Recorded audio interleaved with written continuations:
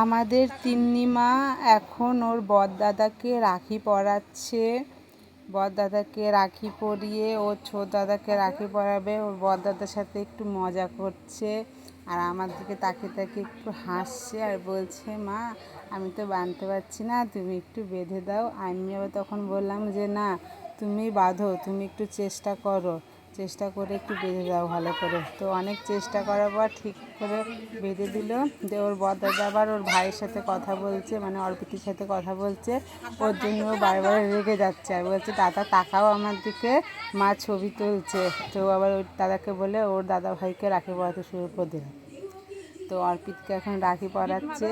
যে রাখিটাকে ও দাদাকে বলে, দাদা হাতটা একটু পাল্টি মার। তো পাল্টি মেরে ও আবার রাখিটাকে বেঁধে দিল ভালো করে। বেঁধে দিয়ে দাদা আবার দেখছে এমনি করে, দিয়ে বলছে ভালো হয়নি, গিফট পাবি না তুই। অর্পিত আবার বলছে এই কথা, বলছে ভালো করে রাখি বাঁধতে পারিস নি, গিফট তোকে দিব না, গিফট একটা কিনেছি আমি আর বড়দাদা।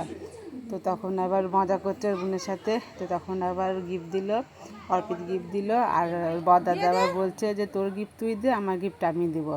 তো দাদা এখন বড়দাদা বলছে যে আগে দাদার কাছ থেকে গিফটটা নিয়ে নে, তারপরে আমি তোকে গিফটটা দিচ্ছি, একটু মজা করলো। তো এবার গিফট দিল, গিফট পেয়ে খুব খুশি হলো। তো আবার ও বলছে থ্যাংক ইউ দাদা ভাই। তো আবার এইদিকে দিদুন মানে আমার কাকিমা ওর ভাইকে আবার রাখি পরাতে শুরু করলো। আবার তিন্নি আবার এইদিকে প্রণাম করলো।